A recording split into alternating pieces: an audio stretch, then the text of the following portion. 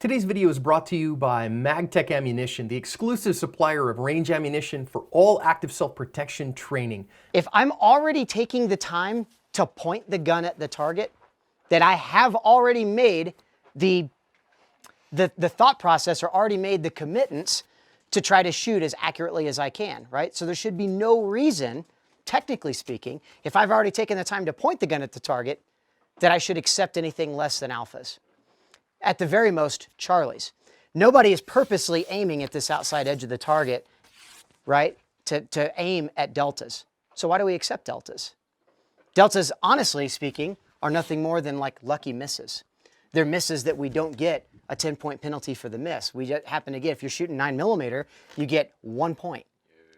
Does anybody want to shoot a target and aim at just the outside edges of the target to get 2 points on a target that maybe your competitor is going to go ahead and use the same time to just clean up the sight pictures just a little bit more to get 8 to 10 points on that target instead of 2, right? So guys are talking about like, man, I think I could shoot. I think I could physically pull the trigger faster. Yes, everybody here is more than capable and able to do that, but at what expense? At what expense does that cost you?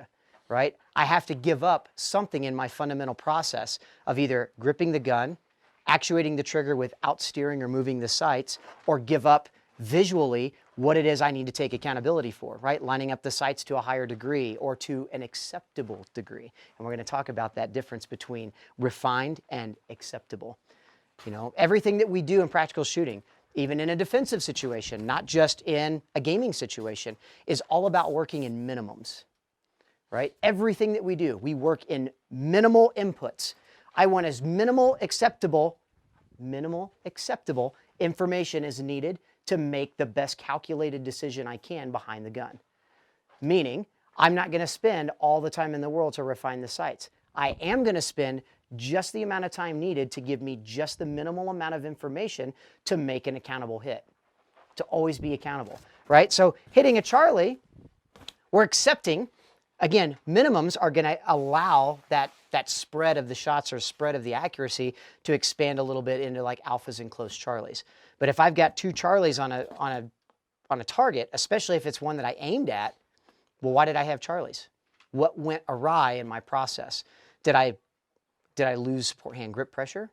Did I not really pay attention to the sights or clean up the sight pictures necessary to the level of accuracy that I wanted, or was I just blatantly willing to accept way less accuracy for the sake of like trying to move the gun or keep the gun moving faster across an array, right? Leighton, how well does that work? Focus on the degree of difficulty and the amount of points I can get. Right, but an easy target, it's 9 yards, 10 yards away, and pulling off that second shot, just trying to move the gun. So he gave up that enough visual acuity, or gave up a minimal amount of visual acuity to pull the gun off the target before he was finished with the process of triggering the gun and making the gun fire, and which resulted in a pulled off shot. He pulled a mic off that target because he was trying to get the gun ahead of what his eyes were still trying to process, right? So we can look at things like, oh man, I want to shoot faster, right? And everybody immediately thinks of or tries to relate speed with just simply wanting to do this faster, right? And so everybody talks about, like, I want to learn how to split faster. I want to learn how to bill drill faster. I want to learn how to just be able to like physically pull the gun and engage a singular target as fast as I can press the trigger. But honestly speaking, nobody really thinks about, how do I flow through the stage more efficient? Not fast. I want you to almost kind of erase speed or fast or slow from your vocabulary, especially when it comes to practical shooting. How did I flow? Was I able to engage things efficiently? Was I able to shoot earlier, sooner, rather than faster? Having the gun up ready to fire so that I can make a better decision behind the gun, right? I always am making good decisions behind the gun. So I'm going to do all of the non-shooting stuff as fast as I possibly can, right? Running, drawing, reloading. Any of that stuff I get to do as fast as humanly possible. Moving the gun target to target, right? I'm not actively shooting the gun, I'm just moving the gun around. I want to do that as fast as I possibly can.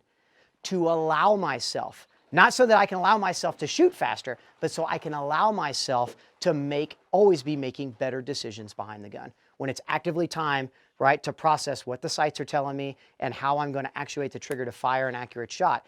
I get all the time in the world to do that. The one thing I will not rush is my shot calling ability or my process in which I'm pressing the trigger to call better shots, right?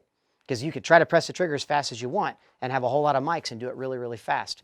Ain't nobody winning a Cadillac at the end of the match with 37 mics because they tried to shoot faster than they visually allowed themselves to, right? I never want to outrun my vision when it comes to shooting the targets, period.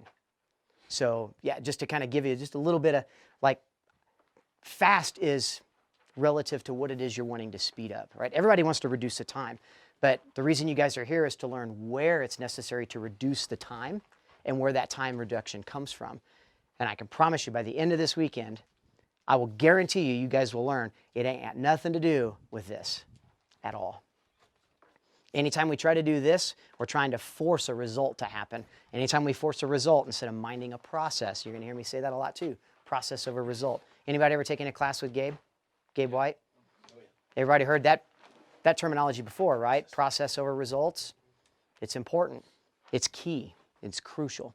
So we're going to be working on that all weekend long as well. Moving the gun more efficiently and more effectively, leading with the eyes, right? Reducing that transition time. These are all things that we're going to work on all weekend long. They're going to make a lot more sense to you, and you're going to see it as you apply it right back to the stage throughout the entire weekend. Oh my God, now I'm not understanding what those times mean when we start looking at that material, like that data on the timer and what it means in practice, and then how I'm able to apply it on a stage. You're also going to start to see a correlation between drills that we do and what those drills look like when you start to apply them to a stage. And it's going to completely change your way of thinking about when you look at a stage and you see, man, that's a lot of stuff out there, right? How am I going to shoot all that stuff? You're going to have a better understanding of how to break down those things into almost like individual drills. That's a drill, and that's a drill, and that's a drill, and that's a drill. And if I attack each of those drills separately, and then I just connect the pieces, it's much easier to do my stage breakdowns, much easier to do my stage planning, much easier to figure out where I'm going to do my reloads, and then much easier to execute that stage plan. That's where I find the time and find the speed, not just in pressing the trigger. Andy, Yes. talk to me. A lot of it is because, man, those targets look big, right? That target's only 5 or 6 yards away. I don't really need to look at that second shot. I just got to have one good sight picture, and then the rest of my fundamentals will take over, and I'll hold the gun still enough, right? And most of the time, yes, it does work, until that one time it doesn't. And then that one time it doesn't turns into 2 or 3 times that it doesn't. Turns into half the targets have Charlies and the other half are A's. Why does that happen? Because I saw a shot, and I was able to, my ability to hold the sight still enough to call one good shot, but then I completely disregarded the sight pictures to just yank through to make the gun go off as fast as I could to move the gun on, and disregarded aiming at the second. Who's willing to give up an extra Charlie for every single target by doing that? No. Nobody? But most people did. Why is that? Because fast. Because it feels faster. Right. But it's a 33 round field course of fire, right? 33 rounds. That doesn't mean it's a 16 sight picture course of fire. It means it's a 33 sight picture course of fire. There should be a sight picture, no matter how great or how minimal it needs to be, but there needs to be 33 individual sight pictures for all 33 shots, right? I want my misses, I want my Charlies, I want my deltas to come from something else happening in my fundamental process of pressing the trigger, not because I didn't see it happen, right? I want makeup shots to be, oh, I saw something errant that caused me to just give one more shot at that because I saw something wrong, something in my sight picture process. I should be able to start scoring the targets as I'm running the stage, like real time. Those are A's, that's alpha, ooh, that's a Charlie, those are A's. Ooh, I pulled off that, I'm gonna go back and get that one too. Those are A's, those are 2 Charlies. I've already pulled off of them, I'm gonna keep going. I can accept those 2 Charlies, right? These are all things you're kind of calculating as you're shooting a stage. Doesn't seem like you got all the time to do that, right? But who's had a malfunction and like, oh my God, that malfunction must have cost me 10 seconds on this stage. Then you go back and you look at the video and you're like, oh, that wasn't that bad, right?